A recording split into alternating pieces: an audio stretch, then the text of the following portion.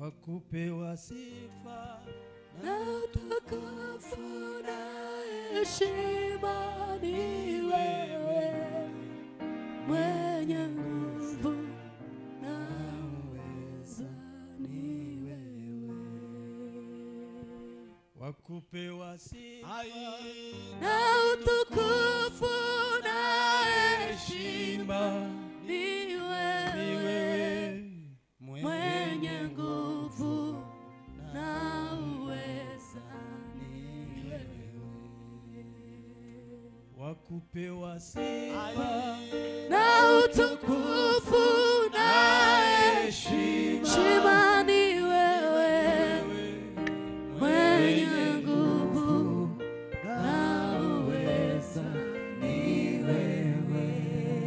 Wakupewa sifa na utukufu na heshima ni wewe, mwenye nguvu na uweza ni wewe.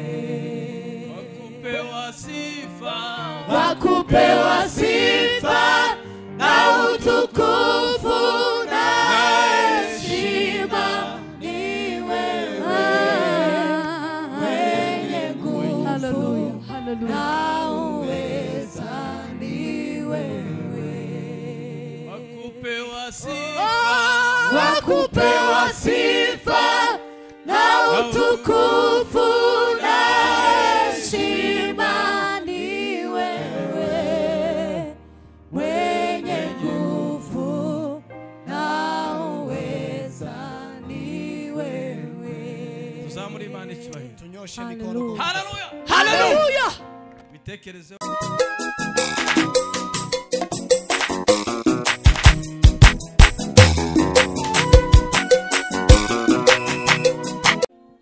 na heshima ni wewe Uweza ni wewe. wakupewa sifa Na utukufu na heshima ni wewe, mwenye nguvu na uweza ni wewe. wakupewa sifa Na utukufu na heshima ni wewe, mwenye nguvu na uweza ni wewe. wakupewa sifa Na utukufu na heshima ni wewe, mwenye nguvu na uweza ni wewe. wakupewa sifa Na utukufu na heshima ni wewe, mwenye nguvu na uweza ni wewe. wakupewa sifa Wakupewa sifa na utukufu na heshima ni wewe, mwenye nguvu na uweza ni wewe. wakupewa sifa Wakupewa sifa na utukufu na heshima ni wewe, mwenye nguvu na uweza Imana icyubahiro. Tunyoshe mikono. Haleluya. Haleluya. Bitekerezeho bukeya muri iyo ndirimbo. Utafakari kidogo kwa nyimbo hiyo. Niturangiza haguruka ndasho. Simama. Turasa tuvuga ngo wakupewa sifa. Nasema ukwiriye guhabwa icubahiro. Nono utekereza ninde ukwiriye guhabwa icubahiro. Ufikirie ni nani anafaa kupewa heshima. Ninde ukwiriye guhabwa icubahiro. Ni nani anafaa kupewa heshima. Nono ufate wewe, chukue wewe, ufate n'Imana ukore balance. Alafu uweze kulinganisha. Nimba hari ni nakubahira ufite gatoya. Hata kama kuna heshima kidogo unayo, ni heshima za Mungu. Ni cyubahiro cy'Imana. Ni imbaraga z'Imana. Ni nguvu zake Mungu. Bwana sifiwe sana. Asifiwe. Amen. Undi niyo mpamvu tuyoberwa cyane. Ndiyo maana tunakosa kujua sana. Tuyoberwa gushaka gukomera. Tunakosa kutafuta kuwa mashuhuri. Gukomera kwacu nuko duhereza Imana icubahiro kubera ko niyo nyiri imbaraga. Na kuwa mashuhuri kwetu ni kumpa Mungu heshima yeye wa mbingu. Turangiza. Tukimaliza. Kuva mu gitondo nje numvise utacuranze cyane nkuko nashaka. Tangu asubuhi mimi nimesikia hujapiga vizuri kama vile nilikuwa nataka. Ariko wacuranze neza cyane. Lakini umepiga vizuri sana. Kandi kikwereka ko wacuranze neza. Na inayoonyesha kuwa umepiga vizuri. Hari umuntu wahise nohereza igihumbi ngo kiguhereze ngo wakoze igitangaza. Kuna mtu ametuma 1000 eti nikupe. Shenda wati uyu muntu yo. Nikasema mtu huyu bigenze gute? Imekuwaje? Ntiwarubize yacuranze neza cyane. Amepiga vizuri sana. Ariko nje ntigeze acuranga aho nshaka pi. Lakini mimi hajapiga mahali nataka. No ntangazwa no muntu kuntu afashwe kandi ntari hano ari. Nikashangaa mtu huyo vile yeye amebarikiwa na hayuko hapa. Yamanohereza igihumbi ngo uwo mucuranzi ngo aramuzamuye. Akasema huyo mpiga kinanda amempandisha.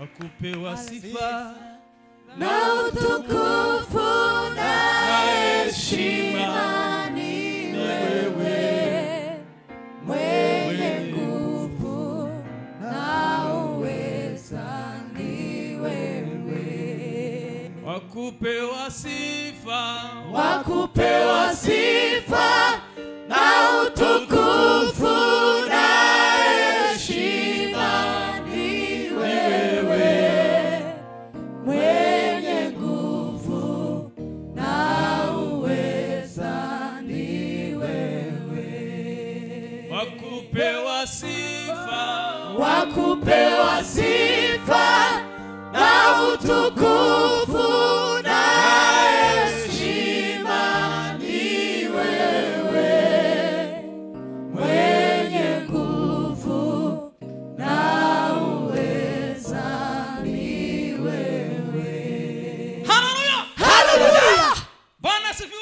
Asifiwe Mwokozi. Iyo uzamuye Imana muri wewe, ukiweza kumpandisha Mungu ndani yako, uri kuzamuka kuri esikariye yo kwinjira mu masezerano y'Imana. Unapanda kwenye stairs ya kuweza kuingia kwenye agano. Wakupewa sifa na utukufu na heshima ni wewe, mwenye nguvu na uweza ni wewe. wakupewa sifa, wakupewa sifa na utukufu na heshima ni wewe, mwenye nguvu na uweza ni wewe. tekereze ukumeze wewe, vile ulivyo wewe, utekereze n'abatakiriho bakurushaga uburanga bw'isura, na ufikirie wale ambao hawapo na walikuwa wanakuzidi urembo, bakurushaga amafaranga, walikuwa wanakuzidi pesa, bari batuye ahantu heza haruta utuye, walikuwa wanaishi mahali pazuri kuliko pale unaishi, bambaraga neza cyane, walikuwa wanavaa vizuri sana, bari bafite imiryango ikomeye, walikuwa na jamii mashuhuri, ariko ntibakiriho. lakini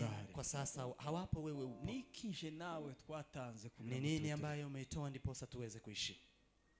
Wakupewa sifa na utukufu na heshima ni wewe, mwenye nguvu na uweza ni wewe. wakupewa sifa, wakupewa sifa na utukufu na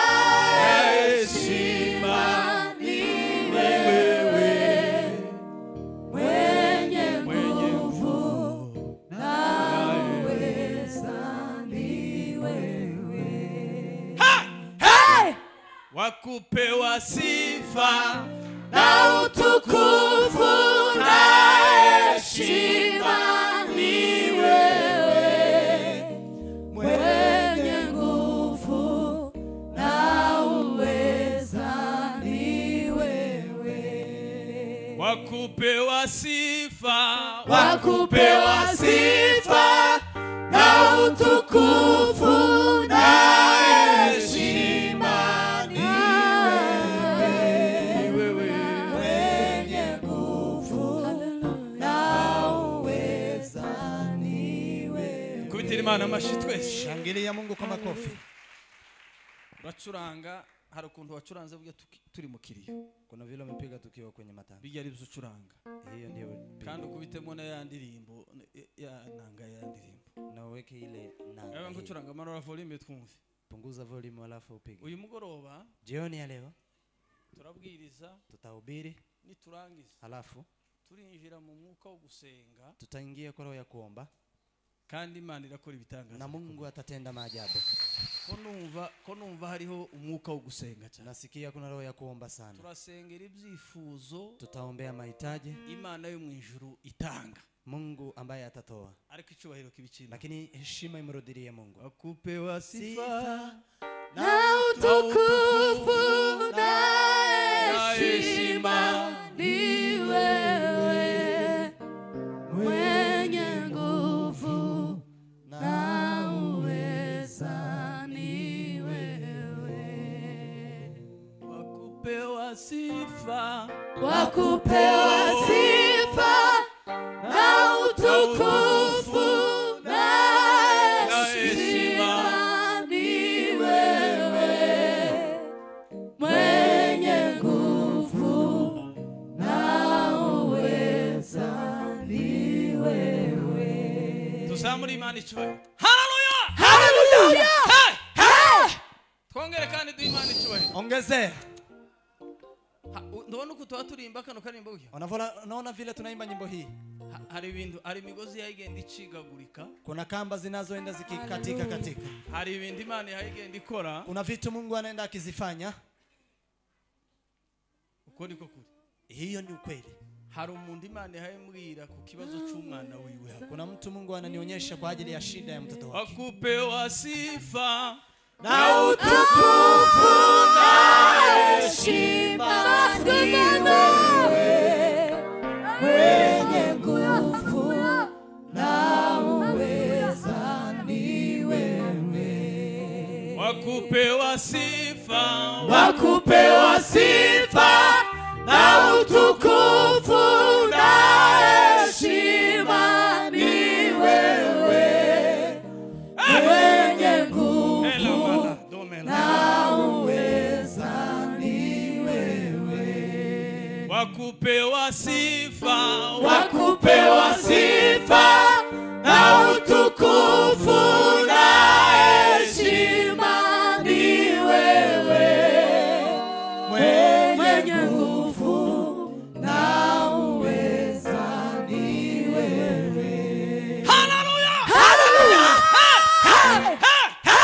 wakupewa sifa Na utukufu na heshima ni wewe, mwenye nguvu na uweza ni wewe. turanga gato yagira mbwirize Piga kidogo alafu tuhubiri. kugira ngo tuze gusiga ibindi. Ndiposa tukuje kuacha mambo mengine.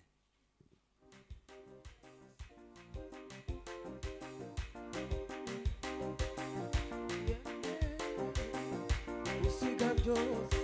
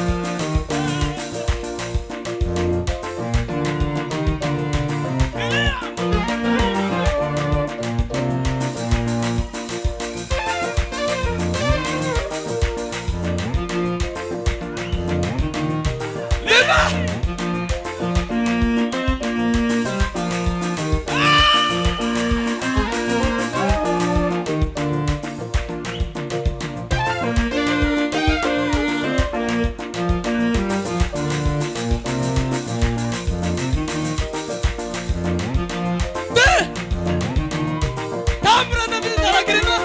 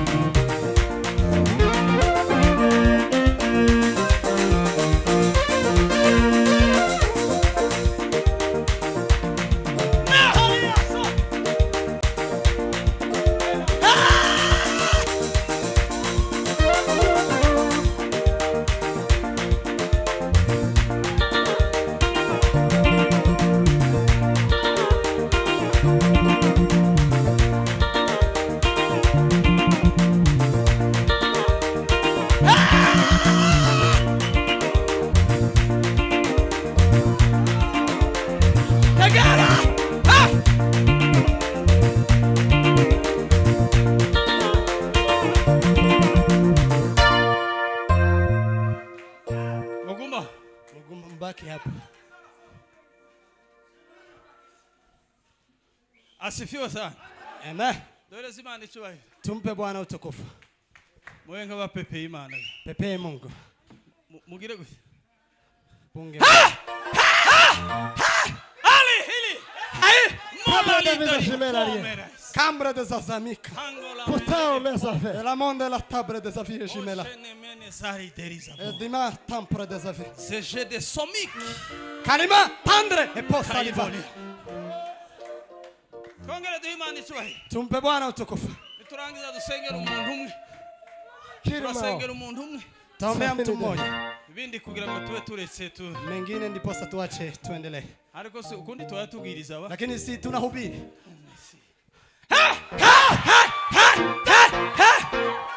Hailumila. Cambre de mes affaires. Mela sosibili. Cambre de fer. Tendre et colombe. Il a un gars sofera. Prima Kaluma taposa. le koloma daisa. Lulu meme sakai debre. Ngwino tugusenge. Kuja tukuombe.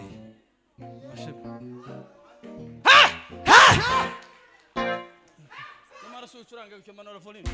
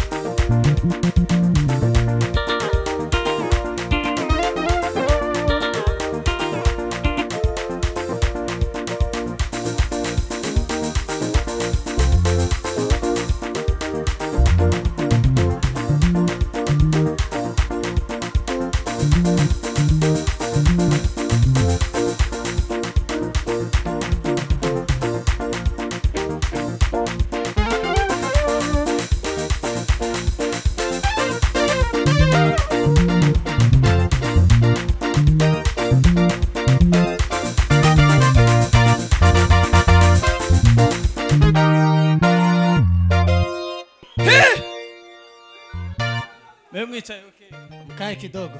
Kupewa sifa na utukufu na heshima ni wewe mwenye nguvu na uweza.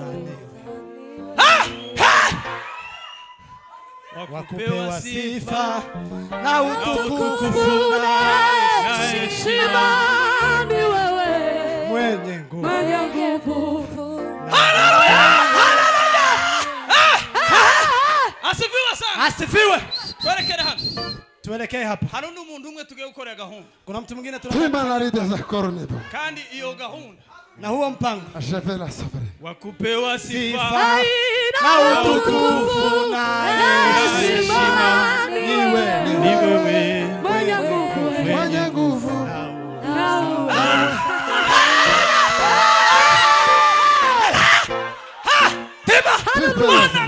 Kambre Somalari anybody haguruka sijayo wina. Wakupewa sifa na utukufu. Heshima ni wewe. Mwenye nguvu na uweza ni wewe. Wakupewa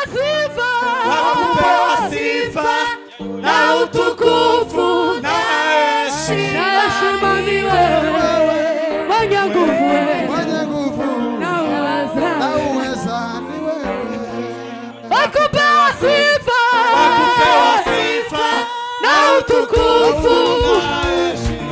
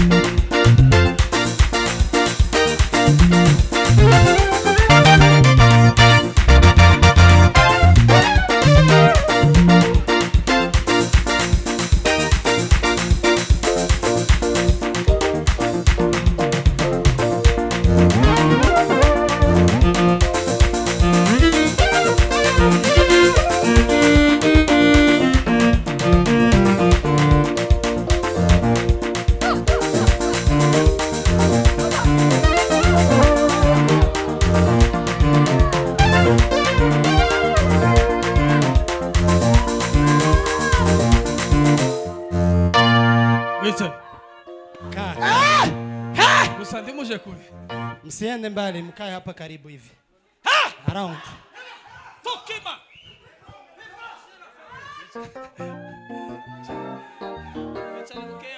Mkae kidogo tu. Hanyuma gira twijiremo. Alafu tuingie kwa nini. Kandi nibinanira turakomeza. Na ikishinda tutaendelea hivi. Asifiwe sana. Asifiwe makosi. Dore Imana icyubahiro. Tumpe Bwana utukufu. Muwe nk'abayimama. Mumpunge mkono. Hallelujah. Zamura ikiganza cyawe. Nyosha mkono. Zamura ikiganza cyawe. Tapiri, Mariko.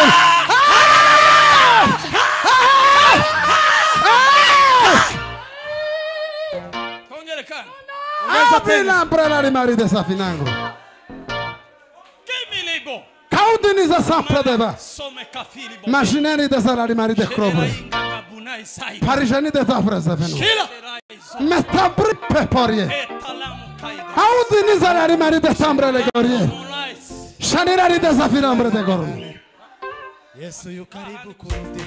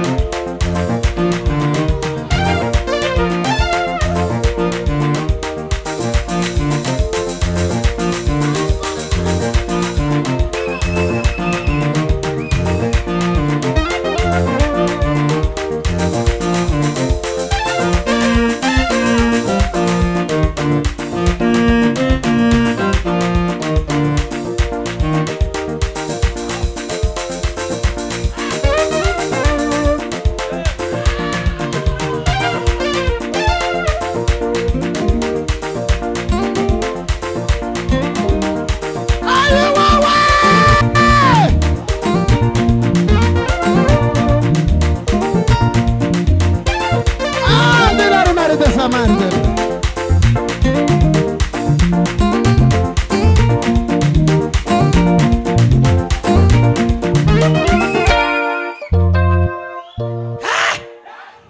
Temba. Muneretse ko muri tayari. Reka mbwirize. Socrate fata microphone. Socrate chukua mic. Hanyuma kubera ko ari ibi byaje. Kwa maana imekuwa hivi. Ndabwiriza umwanya muto. Nitahubiri kwa muda kidogo. Kandi ico ngiye kubwiriza niki? Na kile ambacho nataka kusema ni hiki. Bwana yashize ku mutima. Mungu ameweka moyoni mwangu. Ijambo rivuga ngo kweza inzu y'Imana. Neno linalosema kuisafisha nyumba ya Mungu. Kweza inzu y'Imana. Kuisafisha hekalu ya Mungu. Inzu y'Imana niki? Nyumba ya Mungu ni gani? Ni umutima wako. Ni moyo wako. Uyu mugoro. Jioni ya leo. Nagira ngo tuvugane namwe rino jambo. Nataka tuzungumze Shima. Shima ni wewe mwenye nguvu naweza ni Usome.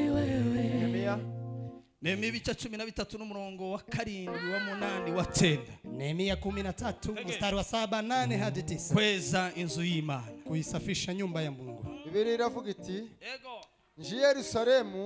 nji Yerusalemu menye icyaha cya Eliyashibu. Hanyuma ndi Yerusalemu ni Nehemia ari ngo aje Yerusalemu yamenye icyaha cya Eliyashibu. Yakoze Kuko yatunganirije Tobiya icumba. Kubera ko yatunganirije Tobiya icumba mu bikari by'inzu y'Imana. Icumba yubakiye Tobiya icumba agishira ngo mu gikari cy'inzu y'Imana. Biramubabaza cyane. Biramubabaza cyane. Nehemia ngo arababara cyane kubera ko Eliyashibu yubakiye Tobiya. Nehemia akahuzunika kwa maana Eliyashibu amemjengea Tobiya inzu yo kuba ngo mu gikari cy'inzu y'Imana. Nyumba ya kuwemo ndani ya nyumba ya Mungu. Igikari hapo nyumbani pa Mungu. Igikari nyumbani pa kwa baraza nyumbani ya Mungu. Kiba kunzu. Iko kwa nyumba. Nugusohoka. Ni kutoka. Utarasimba imbarazani kabla hujatoka kwa nyumba. Aho nico gikari. Hiyo sasa ndio inaitwa baraza. Aho ni donke ni kunzu ni kumuryango. Ni kwa nyumba hapo mlangoni. No Eliyashibu ngo Nehemia yamusize i Yerusalemu. Nehemia akamwacha Yerusalemu. Hanyuma ngo asubira i Babiloni kuja ngo kubonana n'umwami. Akarudi Babiloni ndipo apatane na mfalme. Ngo hasize umutamzi Eliyashibu. Alikuwa amemwacha kuhani Eliyashibu. Amwizeye. Akiwa amemwamini. Hanyuma ngo Eliyashibu waza gukora icyaha cyo gushudikana ba Tobiya. Akaja kuwa rafiki pamoja na Tobiya. Kandi ngo Tobiya na Geshemu ngo barabanzi ba Isiraheli. Walikuwa ni maadui wa Israeli. Ngo bari mu bamwe abantu bakomeye cyane barwanije Nehemia kubaka Yerusalemu. Ni moja wapo ya watu mashuhuri waliopiganisha Nehemia kujenga. Eliyashibu ngo arenga kuri ubwo bugome bw'indengakamere. Akaweza kupita huo ubaya kabisa kupitiliza. Hanyuma ngo ashudika na Tobiya. Akawa rafiki na Tobiya. Babona ko atari tosha. Akaona haitoshi. Kugeza igihe yatekereje ngo kumwubakira. Paka alipofikiria kumjengea nyumba ngo mu gikari barazani cy'urusengero rw'Imana. Pa nyumba kwa Mungu. Nibiki wubatse mu gikari cy'umutima wawe? Ni nini uliojenga barazani kwa moyo wako? Ni bande ba Tobiya washuditse nabo? Ni akina nani Tobiya uliofanya urafiki nao? Ayahe mazazengurutse inzu y'umutima wawe? Ni nyumba gani ambazo zimezunguka moyo wako? Ibihe bicumuro n'ibyaha bizengurutse igikari cy'umutima wawe? Ni dhambi gani ambayo imezunguka moyo wako? Abantu baraboshwe, watu wamefungwa, kandi baterwa nabo ubwabo, na wakizuia na wao wenyewe yale wanaoyafanya, nabo bashudika nabo, na wale wanaofanya urafiki nao, abo ndio babagize imbohe. Hao ndio wamewafanya utumwa. Akupewa sifa na utukufu na heshima ni wewe mwenye nguvu na uweza ni wewe. Munani biramubabaza cyane. Nehemia ngo biramubabaza cyane. Nicyo cyatumye ibintu bya Tobiya byose hagararaho biramubabaza cyane. Ikamuhuzunisha kabisa. Igihe uzakora icyaha ndikikubabaza. Ukifanya dhambi isikuhuzunisha. Uzamenye ko wabaye imbata y'icyaha. Ujue wewe umekuwa mtumwa wa dhambi. Ikizakumenyesha ko ugifita gatara muri wewe kakitaka. Kitakachokuonyesha kwa wewe una taa inayo wako. Uzagira icyo ukora. Ni wakati unafanya kitu. Umutima wawe ukakubabaza ukagucira urubanza. Moyo wako unakuhukumu na unaweza kukuhuzunisha. Nehemia ngo ababazwa cyane. Nehemia akahuzunishwa sana. Nibyo Eliyashibu yakoze. Na yale ambayo Eliyashibu aliyofanya. Tugomba kubabazwa n'ibiha bikorwa hano hanze. Tunafaa kuhuzunishwa na yale ambayo yanafanyika hapa nje. Tugomba kubabazwa n'abatamzi bashuditse na ba Tobiya. Tunafaa kuhuzunishwa na kuhani ambao wameweza kufanya urafiki na Tobiya. Ba Tobiya babubakira mu bikari by'inzu y'Imana. Kuna kuhani waliojengea Tobiya wakajengea chumbani pa Mungu. Umurimo wa Tobiya na kazi ya Tobiya ni gusenya inzu y'Imana. Ni kubomoa nyumba ya Mungu. Abo twiyegereje. Hao tuliowakaribisha. Ndio baba dusenyera. Ndio wanatubomolea. Biramubabaza cyane. Ikamuhuzunisha sana. Mperako nico cyatumye ibintu bya Tobiya byose mbisahura. Hanyuma ngo agarutse ibintu byose bya Tobiya byose arabisahura mu nzu nkabijugunya hanze. Hanyuma ngo abijugunya hanze, ni igihe rero cyo kujugunya ibya Tobiya byose hanze. Amen. Mpera ko ntegeka yuko beza ibyumba. Ntegeka yuko beza ibyumba. Maze nsubizamo ibintu by'inzu y'Imana. Hanyuma subiza. Bwana asifiwe sana. Amen. Tuzamura icyubahiro cy'Imana. Asifiwe sana. Haleluya. Mureke tugarure biriya byose ba Tobiya bari barataye hanze. Rejesheni yote ambayo Tobiya walikuwa wametupa mahali. Tubigarure, turudishe. Hanyuma ducleaninge mu mitima. Alafu tusafishe. Twirukane ba Tobiya n'ibyo bakora. Tuwatoroshe Tobiya na yale wanayoyafanya. Hanyuma tugarure biriya Tobiya yataye hanze. Turudishe yale ambayo Tobiya alitoa nje. Twongere tubishire mu mutima wejejwe. Tuweze kuweka ndani ya moyo uliosafishwa. Mutima wejejwe. Moyo uliosafishwa. Ntabwo uzubana n'imyanda. Huwezi kukaa na uchafu. Iyo umutima wawe urarana n'icyaha ukakirira. Moyo wako ukilala na dhambi na kushinda nayo. Icyaha ukagisubira. Unafanya dhambi na kurudia. Umutima wawe nta rubanza ugucira. Moyo wako huja kuhukumu. Uzumenya ko washuditse na ba Tobiya. Jua ya kuwa umekuwa rafiki na Tobiya. Ari abanyamahanga ambao ndio mataifa. Baguseseramwo. Wakaweza kukuingilia. Bakumara imbaraga z'umwuka. Wakakumaliza nguvu za kiroho. Kunyine gusura umutambi. Saa hii tu ni mchezaji. Wizina. Ambaye ni wa jina. Ariko utagikora iby'ubutambi. Lakini hafanyi mambo ya kuhani. Biblia Biblia inasema Nehemia. Ngo yamenye neza yuko abalewi ari bo batambi. Amejua ya kuwa walewi ambao ni kuhani. Ngo Tobiya yari yarabataye hanze boss. Tobiya alikuwa amewatoa nje wote. Hanyuma ngo abari bo winjira nakaba. Alafu sasa ndiye akaingia. Ni bande bari mu mutima wao. Ni nani aliye moyoni mwako? Ni bande bakontrol umutima wao. Ni nani ambaye anafanya moyo wako? Ni bande bayobozi b'amatorero muri kino gihe. Ni nani viongozi wa kanisa siku hizi? Nabaye batamzi ni bare Shabu cyangwa ni Yeshabu ama akina nani? Ikibazo ni wowe ugisubiza. Jibu ni wewe utajibu. Waharangije. Imana ibahumugisha. Mungu awabariki. Vitu bitanu ugomba gukora. Vitu tano unafaa kufanya. Kugira ngo weze inzu y'Imana. Ndiposa usafishe nyumba ya Mungu. Yaravuze Paulo. Amesema Paulo. Aravuga se ndi muziko. Akajua hamjui. Imibiri yanyu. Miili yenu. Ari insengero z'Uwiteka. Ni hekalu ya Bwana. Bwana asifiwe sana. Amen. Bintu bitanu Nehemia yakoze. Vitu tano Nehemia amefanya. Icyambere. Kwanza. Ngo yirukanye Tobiya mu nzu y'Imana. Amemtorosha Tobiya nyumbani mwa Mungu. Ukeneye kubaho mu buryo buri cleaned. Kama unataka kuwa kwa maisha ambayo yamesafishwa. Nimba ukeneye kubaho mu buryo bwejejwe. Kama unataka kuishi maisha ambayo yamesafishwa. Icyambere ugomba gukora niki? Kwanza utakachokifanya. Banze wirukane igitumutezwa. Kimbiza kile ambacho kinafanya usiwe mwenye haki. Banze wirukane iriya myanda ituma wandura. Kimbiza hiyo uchafu ambayo inafanya uchafu. Ntabwo ushobora kwitwa ko wera. Hakuna vile unaweza kusema wewe ni msafi. Hanyuma mu mutima wawe ugifite ibyanduje umutima wawe bikirimo. Na moyo wako bado una vitu ambazo zimeweza kuchafua moyo wako. Abantu benshi imitima yawe yabaye nka takataka. Watu wengi moyo wao imekuwa kama takataka. Bisho byose byikubitamo. Vitu zote zikija zinaruka kwenye moyo wako. Icyo Nehemia yakoze cyambere. Alichokifanya cha kwanza Nehemia. Yirukanye Tobiya. Ameweza kumkimbiza Tobiya. Na Geshemu boss. Na akina Geshemu wote. Abatahanza inzu. Akawatoa nje ya nyumba ya Mungu. Kuabudiwa. Kupewa sifa na utukufu na heshima ni wewe mwenye nguvu na uweza. Niki kintu kizatumuhimbaza Imana? Ni nini itakayokufanya umsifu? Nta mutima uri mu icyaha ushobora guhimbaza Imana. Hakuna moyo ambao unadhani unaweza kumsifu Mungu. Wo kwibesha. Unaweza ukajidanganya. Ariko Imana ndi consider amashimwe ava mu mutima ufite. Lakini Mungu hawezi kuchukulia kwa maanani shukrani zinazotokana na moyo unachafika. Consider amashimwe ava mu mutima. Mungu achukulie kwa maanani shukrani zitokana na moyo unachafika. Tugira ngo Imana ntabwo inezezwa n'ibitambo dutamba. Biblia inasema Mungu afurahishwi na dhabihu tunazotoa. Ibitambo umuntu atanga ari ku mutima ufite icyaha. Dhabihu ukizitoa moyo ukiwa na dhambi haina maana yoyote. Niyo mpamvu abantu amatorero ari kugira n'ibibazo. Ndio maana kanisa zina shida. Basanga umuntu ngo azatanga ifaranga nishi. Unapata mtu eti anatoa pesa nyingi. Kubera ko atanga ifaranga nishi ngo azomwicaza hano. Kwa sababu anatoa pesa nyingi akalishwe hapa. Amana amayo safati ibyemezo by'ikanisa. Kila vikao ambazo zinachukua amri ya kanisa. Pastorale ndiyo kora inama ngo ifate ibyemezo bataramushirikisha. Wachungaji hawawezi kuchukua amri kama hawajamshirikisha. Kubera ko azatanga amafaranga menshi. Eti kwa maana anatoa pesa nyingi. Ashobora gutanga amafaranga menshi. Anaweza akatoa pesa nyingi. Ariko muri badakisha. Lakini ndani yake hajaokoka. Maana ntabwo ikangwa ni faranga. Mungu ashtuliwe na pesa. Daudi yarabivuze cyane. Daudi akasema vizuri. Yaravuze ngo ntabwo nishimira ibitambo. Akasema sivifurahii. Ntabwo nishimira amatungo mutanga n'ibindi. Sifurahii vile mnazotoa. Ariko ngo ikishimisha niki? Lakini kinachonifurahisha ni kushimishwa n'umutima umenetse. Nafurahishwa na moyo ambao ni mkunjufu. Kupewa sifa na utukufu na heshima ni wewe mwenye nguvu. Haleluya! Haleluya! Niyo mpamvu Dawidi yatambiye Imana. Ndiyo maana Dawidi akamchezea Mungu. Wamenya neza yuko igitambo gikomeye imbere imbere y'Imana akajua kuwa dhabihu ya kuu kandi ya Mungu ari uko agomba kubanza kwihana ni kutubu kwanza. hanyuma icya kabiri Pili, ngo yagiye imbere y'Imana atamba atizigama. ameenda mbele ya Mungu akacheza bila kuacha. Yigeze yirebaho icyubahiro yari Hakuangalia heshima yake.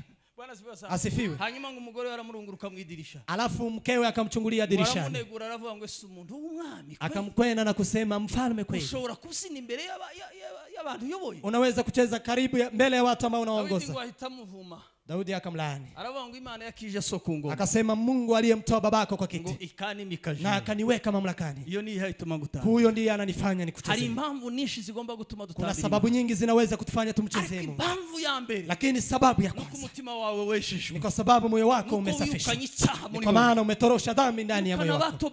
Ni kwa maana tabia umekimisha. Senya biriya birindiro byose. Bomoa hizo vikao zote. Biriya biri mu gikari. Hizo ambazo zimekaa chumbani. Takabiri. Pili. Bwana asifiwe sana. Asifiwe. Gituma umutima wawe wera. Bacho kitafanya moyo wako usafishwe. Asifiwe sana. Asifiwe. Biravuga ngo nukweza inzu y'Imana. Ni kuosha nyumba ya Mungu. Numara kwihana. Ukimaliza kutubu. Iyo wihanye. Ukitubu. Ikiza gisubiraho niki? Kitakachofuata ni nini? Nuko wemerera Yesu. Ni kumkubalia Yesu. Akaba mu mutima wawe. Akae moyoni mwako. Hanyuma agaklininga umutima. Alafu aoshe moyo wako. Nogejwe na Yesu natunganijwe n'amaraso aruya tuhagisha amaraso mbese imyambaro yawe irera. Nogejwe na Yesu natunganijwe n'amaraso arugoya kuhagisha amaraso mbese imyambaro yawe. niki gishobora koza umutima w'umuntu? Ni nini inaweza kusafisha moyo? Umutima wakoze icyaha niki gishobora koza? Moyo uliotenda dhambi ni nini inaweza kuosha? Ni gitonyanga cy'amaraso ya Yesu. Ni ile damu ya Yesu. Tonyanga cy'amaraso ya Yesu. Ni damu ya Yesu. Tonga la damu ya Yesu. Kubalia Yesu. Emerera amaraso ya Yesu. Kubalia damu ya Yesu. Yishire mu mutima wawe. Aingie ndani ya moyo wako. Kugira ngo ubashe kuba clean. Ndipo uweze kuoshwa. Iyo Kalivari. Iyo Kalivari. Iyo Kalivari. Iyo Kalivari. Yesu yitanze Kalivari. Yapfiriye zanje zose. Iyo Kalivari. Iyo Kalivari. Yesu yitanze Kalivari. Yapfiriye zanje zose. Iyo Kalivari. Iyo Kalivari. Urashaka kuva mu byaha? Unataka kutoka kwenye dhambi? Urashaka kwezwa? Unataka kusafishwa? Emerera igitonyanga cy'amaraso Yesu. Kubalia donga la damu la Yesu. Emerera Yesu. Kubalia Yesu. Emerera Yesu. Kubalia Yesu. Agera mu mutima wawe. Afike ndani ya moyo wako. Kubera uwo Yesu yamaze gufata icyicaro. Kwa maana yule ambaye Yesu amechukua makao. Unashobora kubana na Batobia. Huyo hawezi kukaa na kina Tobia. Sinige. Mimi sijitawala. Ahubwo Kristo uri muri nje. Bali Kristo yumo ndani yangu. Ni ugajije muri nje. Huyu ndiye ametawala ndani ya maisha yangu. Mukawera w'Imana. Ganza tegeka. Mukawera w'Imana. Ganza tegeka. Mukawera w'Imana. Ganza tegeka. Mukawera w'Imana. Ganza tegeka. Mukawera w'Imana. Ganza tegeka. Mukawera w'Imana. Ganza tegeka.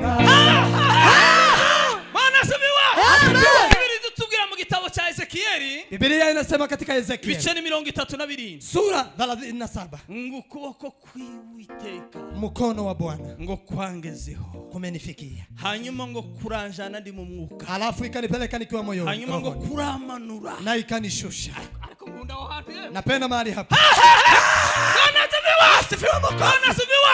Ngo kuramanura na ikanishusha, hanyuma ngo kungeza mu kibaya alafu ikanifikisha kwenye bonde kungeza mu kibaya kanifikisha kwa kandi bonde ngicho kibaya cyarimo amagufwa yumye na hiyo bonde ilikuwa na mikavu hanyuma alafu mwuka kwa kiroho ngo abaza Hezekia akamuuliza Hezekia aramubwira ngo ubonye iki Hezekia akamuuliza umeona nini aramubwira ngo mbonye amagufwa yumye akamwambia nimeona mifupa mikavu anasifiwa sana haleluya icambo uyu munsi wa none ingenipasi kweli kuboko kuwiteka mkono wa Bwana kubashe kukugeraho ukushukisha yewe kendubeho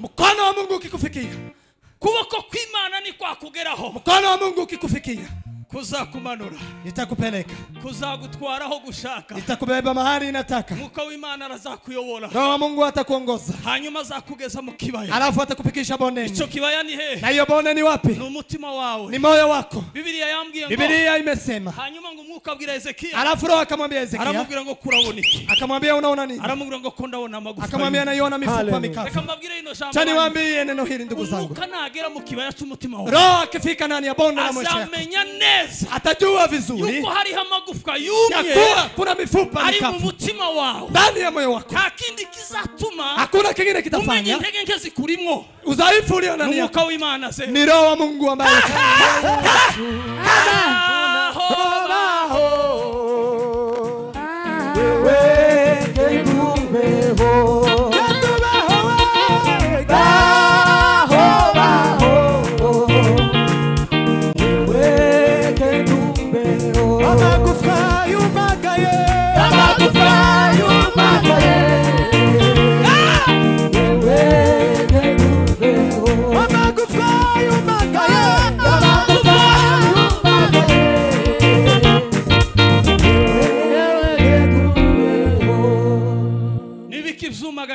ni nini iliyo mikavu ndani ya maisha yako izihe mpano zumye ni karama gani zilizokauka izihe mpano zumagaye ni karama gani zilizokauka ibiki biri mu kibaya cy'umutima wawe ni nini ambayo iko ndani ya bonde ya maisha yako ukeneye ukuboko kw'Imana unahitaji mkono wa Mungu ukuboko kw'Imana kubana na Nehemia arazamuka yubaka inkike yubaka n'amarembo Yerusalemu indukasha ukuboko kw'Imana kubana na Nehemia arazamuka yubaka inkike yubaka n'amarembo Yerusalemu indukashawe ukuboko kw'Imana kubana na Nehemia arazamuka yubaka inkike yubaka n'amarembo Yerusalemu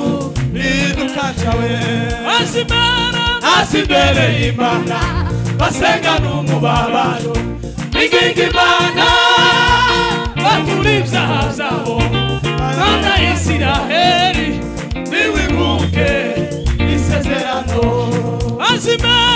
asimbere y'Imana basenga n'umubabaro biginga Imana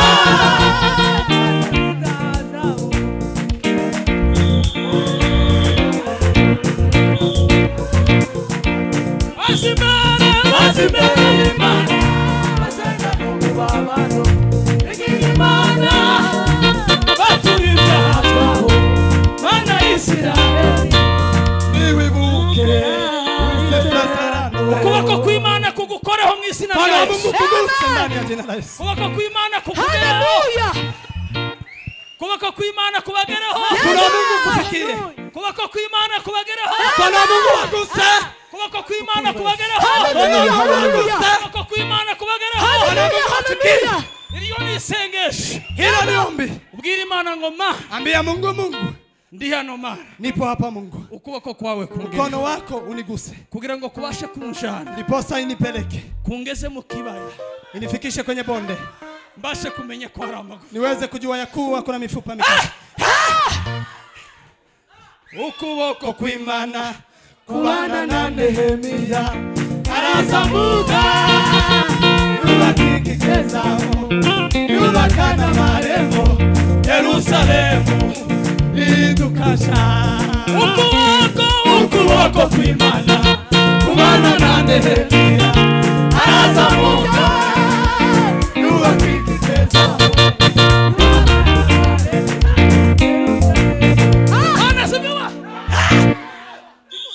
kule gusama kaya hapa karibu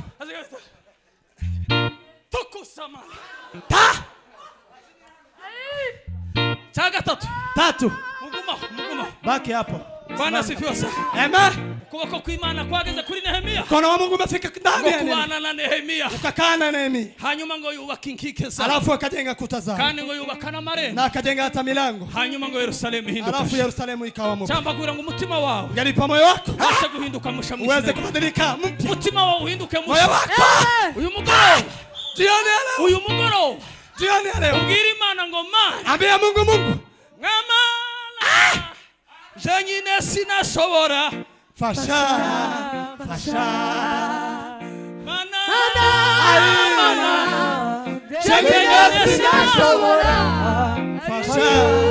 Fasha. Chaga tatu niki? Tatu ni gani? Biravuga ngo nukugarura ivyari vyaratawe hanze. Ni kurudisha yale ambayo yalikuwa amerudi ndani. Kugarura ivyari vyaratawe hanze. Kurudisha yale ambayo yametoka. Imana ngo Mana. Kaambia Mungu, Mungu. Ngarurira ivyari vyaratawe hanze. Nirejeshe yale ambayo yalikuwa amepotea. Ngarurira impano zanje. Nirejeshe karama zangu. Ngarurira mwami Yesu.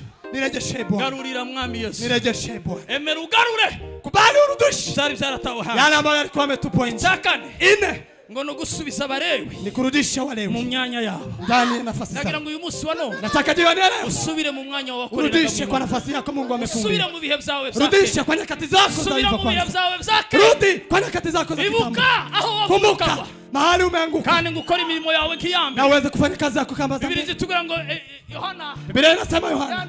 Yandikira itorero ry'Efeso. Alipoandikia kanisa la Efeso. Aravuga ngo wibuka aho wavuka. Akasema pale umekumbuka na kuanguka. Kandi ngukora imirimo yawe nk'iyambe. Na ufanye kazi zako kama za kwanza. Ngo nutaza. Ngo nzakiza igitereko canje kitabaza hato. Nitatoa taa yangu niitoe mahali. Tumpe Bwana utukufu. La Janyine sinashobora. Fasha. Icyanyuma ya mwisho. Turi kumwe. Tuko pamoja. Twere Imana icyo. Tumpe Bwana utukufu. Bwira umutima wangu, umutima wangu. Ambia moyo wako, moyo wangu. Himbaza Uwiteka. Msifu Bwana. Mwabindi na yale ambayo yako ndani yangu. Muhimbaze izina rye. Msifu jina lake takatifu. Dawidi niko yavuze. Daudi ndivyo amesema. Ariko Dawidi we. Dawidi tuzamubona. Dawidi tuzamubona. Dawidi tuzamubona. Mu gihugu cy'amahoro.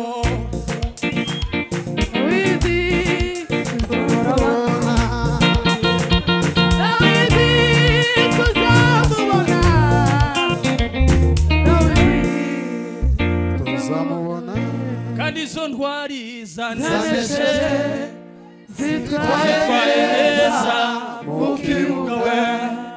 Kandi izo ntwari zanesheje zitwaye neza mu kibuga. Kandi izo ntwari zanesheje zitwaye neza mu kibuga. Kandi izo ntwari zanesheje zitwaye neza mu kibuga. Kandi izo ntwari zanesheje zitwaye neza mu kibuga. Kandi izo ntwari zanesheje zitwaye neza mu kibuga. Kandi izo ntwari zitwaye neza mu kibuga. Icyagata gatanu ya mwisho. Mundu wese abari muri position. Kila mtu akae tayari. Tugiye kuri duri nkike bizina. Tunataka kubomoa kuta za Yeriko. Tugiye kuri duri nkike z'Yeriko. Tunataka kubomoa kuta za Yeriko. Tugiye kuri duri nkike z'Yeriko. Tunataka kubomoa kuta za Yeriko. Cha gatanu ugomba gukora. 5 unataka kufanya. Bwana asifiwe sana. Asifiwe Mwokozi. Asifiwe Yesu. Haleluya. Birabanga no gushira abarinzi ni kuweka wale walinzi mu bubiko bw'inzu y'Imana ndani ya vifaa vya Mungu. No gushira abarinzi mu bubiko bw'inzu y'Imana ni kuweka walinzi kwa vyombo vya Mungu. Harya Tobia yari ifatiye. Bahali Tobia alikuwa ameshika. Harya Eliashibu yari yarakabye. Hapo Eliashibu alikuwa ameteka nyara. Harageza aho dushira abarinzi. Imefika uweke walinzi mu mitima yacu. Ndani ya moyo yetu. Mwanditsi yaranditse. Mwandishi akase. Arabango rinda umutima wawe. Akasema linda moyo wako. Ngo kuruta ibindi byose biri. Kuliko mengine yote yalinda. Kubera ko ari mu zubugingo bikomeye. Kwa maana ndiyo mambo ya uhai yanatoka. Nimwakira ijambo ry'Imana. Pokeeni neno la Mungu. Kera kose umuntu yari